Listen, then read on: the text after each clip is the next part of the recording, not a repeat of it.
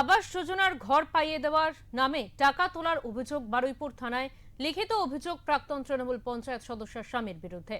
ঘটনায় চাঞ্চল্য ছড়িয়েছে এলাকায়। দক্ষিণ চব্বিশ পরগনার বারুইপুরের কল্যাণপুর গ্রাম পঞ্চায়েতের চাকারবেরিয়া এলাকার 169 এবং 170 পার্টি আবাস যোজনার ঘর পাইয়ে দেওয়ার নামে টাকা তোলার অভিযোগ উঠেছে তৃণমূল প্রাক্তন পঞ্চায়েত সদস্যা আলিয়া বিবির স্বামী মনিরুল সর্দারের বিরুদ্ধে। অভিযোগ, সরকারি আবাস যোজনার সুবিধা পাইয়ে দেওয়ার আশ্বাস দিয়ে কারুর কাছ থেকে 8,000 আবার কারুর কাছ থেকে 10,000 টাকা নেওয়া হয়েছে।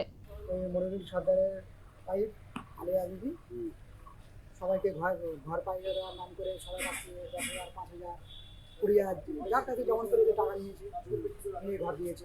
এলাকাবাসীর দাবি, যাদের কাছ থেকে টাকা নেওয়া হয়েছিল তাদের মধ্যে কেউ কেউ আবাস যোজনার ঘর পেলেও অনেকেই এখনো ঘর পাননি। অভিযোগ, টাকা দিতে অস্বীকার করলে আবাস যোজনার তালিকা থেকে নাম বাদ দেওয়ার হুমকিও দেওয়া হতো। পাশাপাশি অভিযুক্তের আত্মীয় স্বজনেরা আবাস যোজনার ঘর পেয়েছেন বলেও অভিযোগ তুলেছেন স্থানীয় বাসিন্দারা।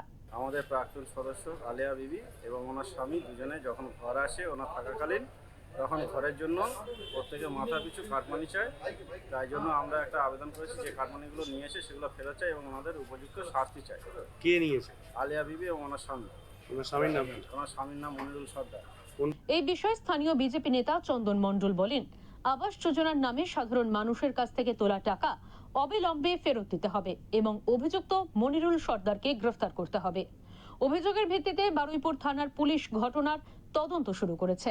তবে এই অভিযোগের বিষয়ে অভিযুক্ত মনিরুল সর্দারের কোনো প্রতিক্রিয়া এখনো পাওয়া যায়নি। একাধিক মানুষের কাছে প্রধানমন্ত্রী আবাস যোজনার ঘর পাইয়ে দেওয়ার নাম করে কাটমানি সহ একাধিক অভিযোগ করে উঠেছে এবং সেই অভিযোগের ভিত্তিতে আমরা মাননীয় ভারপ্রাপ্ত আধিকারিক বারুইপুরকে আমরা জানাই, আমরা আশা রাখি, প্রশাসনের কাছে আমরা আশা রাখি যে প্রশাসন যথাযথ ব্যবস্থা নেবেন এবং চারিদিকে যে কাটমানি চলছে এর বিরুদ্ধে আমরা তীব্র প্রতিবাদ জানাচ্ছি। কত টাকা করে নিয়েছেন? কি প্রায় 15-20 হাজার টাকা, কারো কাছে 10,000, কারো কাছে 15,000, কারো কাছে 20,000। কেন? ঘর পাইয়ে দেওয়ার নাম করে। এবং আমরা অভিযোগ দিয়েছি, অভিযোগের মধ্যে সমস্ত কিছু লিখিত আছে এবং একাধিক ব্যক্তি অভিযোগ করেছে। এই ঘটনার প্রতিবাদে বুধবার বারুইপুর থানায় লিখিত অভিযোগ দায়ের করেন এলাকার বাসিন্দা রকিব মোল্লা, নাসির মোল্লা এবং নূর ইসলাম মণ্ডল। তাদের দাবি, পুলিশ নিরপেক্ষভাবে তদন্ত করে দোষীদের বিরুদ্ধে কড়া ব্যবস্থা নিক। দক্ষিণ চব্বিশ পরগনা থেকে বাবলু প্রামাণিকের রিপোর্ট, ওঙ্কার বাংলা।